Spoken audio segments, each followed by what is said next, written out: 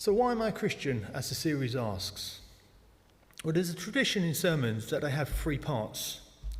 Well, as we just sang, I have 10,000 reasons, so I best get started. I'm going to stick to the 3-part rule just for your own kind of chance to see some of the World Cup. So I'm going to break the question into 3 parts. 1, what is a Christian? 2, who am I? What's made me who I am today? And 3, why I am one. Firstly, what is a Christian? Quite simply, it's a follower of Jesus. The first Christians got that name in a place called Antioch, which is now known as modern Syria, back nearly 2,000 years ago.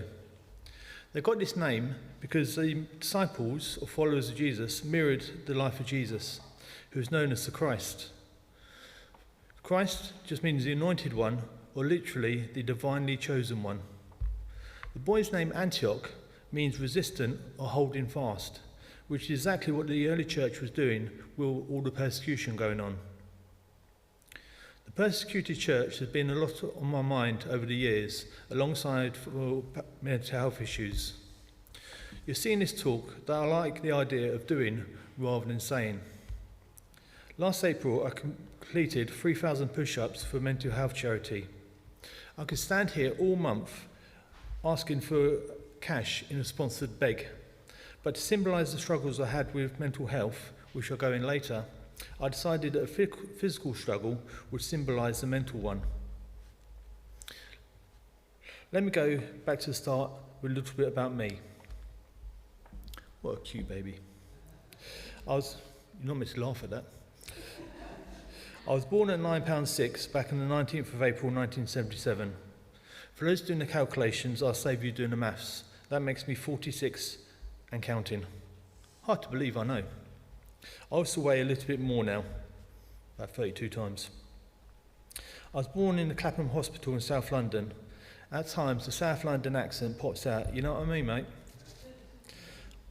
I was born as the 3rd child to John and Christine. I lived with them in a Christian home off Brixton Hill until I was married to Emma back in 2006, when we moved to New Malden. I haven't even heard of the area until we were looking for areas to live that we could afford. We started here at Christchurch about 7 years ago. As I said, I'm the little brother. I have 2 older sisters who I'll get on with now. Read into that as you wish. See how the fashions have changed since the first photo of us. The family home is where I first found out about a relationship with Jesus, a relationship rather than a religion or Christianity. Not just by God books and stories from the Bible, but from how my parents and Christian friends and family lived their lives. I was brought up in a Christian denomination called the Brethren. They're an individual group not affiliated to other denominations, set up to follow the example of the early church's fellowship and biblical backing. There I learnt to love the Bible, sometimes in serenity, sincereness, socially, solitude, or in my sadness. My school years were, how can I add it up in a few words? Too long. I didn't enjoy the education system. I was told at the time by career advisors that the Lambeth education wasn't the best starts in life. Don't get me wrong, I now realise the value of teachers, but at the time growing up, puberty, peer pressure, etc., school life was an unhappy time for me. I found out a few years ago that I had ADHD, which gave a new aspect into my miserable school life and possibly the reason. ADHD, or Attention Deficit Hyperactive Disorder, as it's known, has symptoms that include a short attention span, messy or untidy living, constant fidgeting and acting without thinking, to name but a few. That sums me up at the best of times. I went to the Church of England primary school, which is at the bottom of the road where we lived. This is where I made a few lifelong friends. My longest running friend goes back over 40 years. The vicar of school later became the Bishop of York. He was someone who wasn't afraid not to toe the party line, living, not lip service. One instance of this was him adopting a Ugandan war refugee, one of my best friends at the time. School life moved downwards as I left primary school and went to secondary. I went to a school called Dick Shepherd, which had been pulled down and turned into flats. Several years if you ask me. He got his name from the vicar of St Martin's in the Field down in Trafalgar Square in London in the 1920s, where he turned a traditionally high church into a centre point for deprived and disadvantaged, once again putting into action what he believed. My memory at school was that I was experiencing poor teaching, racial abuse, violence and hostility. I left secondary school with finally what I call even stretcher results, A, B, C, D, etc. But still managed to go on to study motor vehicle engineering and worked my way up to senior motor vehicle craft technician. It was a job that I thoroughly enjoyed. Diagnosis, problem solving, repairs, dirty hands. This came to an abrupt end after I had a breakdown. It felt like 20 years plus was down the drain. The breakdown was followed by a diagnosis of severe depression, then about a year and a half later, a diagnosis of bipolar disorder. It was a diagnosis that I was expecting, as I was experiencing extreme highs and even more extreme lows. Fluctuations of mood out of my control, rock bottom feelings lasting months, self-loathing and self-harm, etc. Followed by being so high, my consultant thought I was on recreational drugs. The next few years involved some very hard times for me and especially my loved ones. Quite a few trips to A&E, hospitals, consultants, medication reviews, counsellors, shrinks, Samaritans, the list goes on. Shout was a particularly helpful charity because you text them rather than speaking, something which I find difficult when I'm low. My Christian life took a hard knock. Why was this happening? Had God turned his back on me? Was I out of favour? Did God not care? Did he no longer love me? But I was so drugged up on medication, I just didn't care. Caring people tried to raise my spirits by quoting verses like the ones we read earlier: suffering, endurance, character, hope. Words that are now starting to have significance, but at the time they were like a nail in a seemingly ever-looming coffin. Why was I feeling so unworthy? Before this time, I worked in 2 garages after my apprenticeship. Firstly, a Jaguar Land Rover franchise, and then a police garage. Not happy with one cap on, I found myself moonlighting. When I was at a Jaguar garage, I worked at night as a club doorman, 9 to 5 mechanic, 8 till 3 a.m. bouncer. I started doing Friday and Saturday nights, but with my increasing reputation, I was working up to 6 nights a week. This lasted quite a few years. It started out at a birthday party of a friend in Croydon, which turned nasty. The party, not Croydon, that came later. I intervened and dealt with the situation. The head doorman was so impressed by my actions, he offered me a job on the spot. A few years later, when I was a vehicle technician for the police, I also became a special constable. For those who don't know what a special constable is, it's a police officer that works part-time voluntarily. I mainly enjoyed working night shifts, much more fun. Most people raise an eyebrow when they hear of a Christian bouncer or a bouncer who becomes a copper, but there are a few skills that relate. Dealing with people at their best and worst times, nighttime crime, licensing laws, use of force, drugs, weapons, anyway, the list goes on. I'm still not sure if these extracurricular activities use my natural abilities or I learnt some new ones. I suspect a bit of both. Either way, they had an effect. During this time, my walk with God fluctuated. Due to my poor mental health, this was the same story with the job that I enjoyed the most, which was the police officer. I was so incapacitated by my poor mental health, I was unable to work or even do the most basic of life functions. The decision to give up door work was much more considered. I was arrested for assault, ABH and robbery one night after an altercation. In a cold cell that night, all I wanted was a Bible. None could be found, so I was given a blanket instead.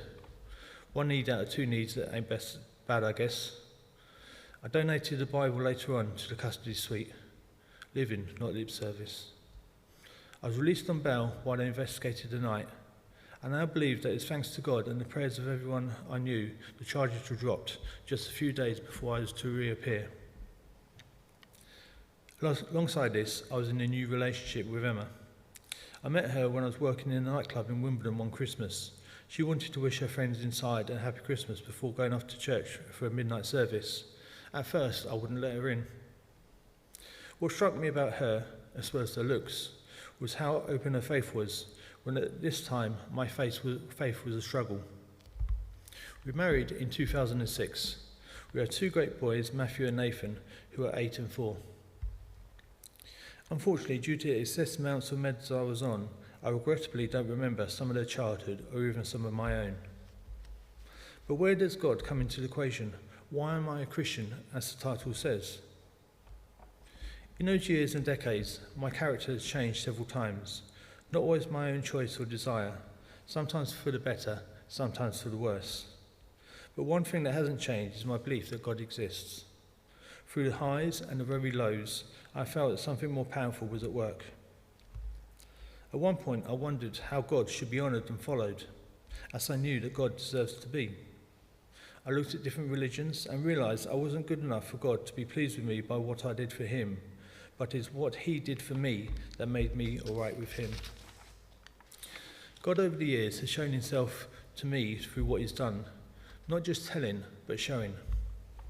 One example of this was when I was in Chefchaouen in northwest Morocco. Chefchaouen is known as the Blue City, dating back to the Jewish heritage. It was painted blue as the colour of the sky, which was a connection with God. Locals will now tell you it's because it wards off mosquitoes or attracts tourists, denying the Jewish traditions. In 1918, there was a population of 7,200 Jewish families, which was most of the population. Now, with a population of over 50,000, there are no Jews and only a handful of underground Christians. I was on a short-term mission trip and prayer trip, supporting local Christians, many of whom were living in fear of their lives because of their faith. I rather naughtily took some Arabic Bibles to give out. This was risky because at the time, local laws banned such activities. When I say local laws, I mean the Middle East. One night, we were praying together, and I felt God saying I would give a Bible to a male teenager wearing a red top. None of the group I was with knew the packages I was carrying. No one but God. This was on my mind all day. I was looking for every opportunity to get rid of the Bible before I got questioned by the secret police again. Every item of red clothing was a target for me. I'd almost given up hope finding a red-top individual after I accosted several people. I even considered leaving the Bible on the bench and let God do the work. In the afternoon, we had to find a cash point, and the young guy offered his assistance. When we finally found a working cash point, he held it in his hand for a finder's fee. Needing all the money we just got out of the cash point, which was our last pennies, which we needed for fuel and food, I was reluctant to hand over the group's pot. Out of my mouth came the words, "You want money, but we have something more valuable." 4 people's faces looked completely puzzled at its replay of the Peter and John story in the Bible. His face, my 2 friends, and mine were all puzzled. I didn't know what was coming next. His replay was abrupt and sharp. In broken English, which was much better than my 3 Arabic phrases, there isn't anything more valuable than money. I thought a strange thing to come from a self-confessed devout Muslim. We had quite a long religious talk as we walked along looking for cash points on different subjects, including the value of worldly goods. The Bible at this time was doing its best to burst out of my pocket. Knowledge, I blurted out, was more valuable. I was shocked by what was coming out of my mouth, but he agreed that knowledge was more valuable, so I gave him the Bible. I gave a sigh of relief getting rid of my risk, finally doing God's will. Still doubtful of my ability as a Christian and doubting my faith. Something that plagues my life sometimes. I remember thinking of the boy in the red top. Where was he? Maybe I should have bought another Bible, one for our guide and one for the elusive red top. Maybe I got it all wrong. Was it just a dream, a culmination of the tiredness and the day's activities? Have I failed God again? I handed the kid the Bible. He looked at it, looked around carefully, and undid his blue silk jacket and put it inside. I hadn't even twigged that he was wearing a jacket in mid-40-degree heat, but under his jacket was a Man United t-shirt. I was speechless. God had blown me out of the water again. So why am I a Christian? Is it the upbringing, or the influence of others, or the ups and downs? Partly. The religious side of Christianity, the collars, windows, smells and bells? No. Is it like we read at the reading, that God didn't want me to be good enough for him, or wait for me to be good enough for him? Oh yes. Is it the hope I have that through the suffering of Jesus I have a relationship with God? Most definitely. Without Jesus in my daily life, I would be a broken man in prison or dead. An umbrella cannot stop the rain, but it allows us to stand in the rain. Faith in God may not remove our trials, but gives us strength to overcome them. Thank you.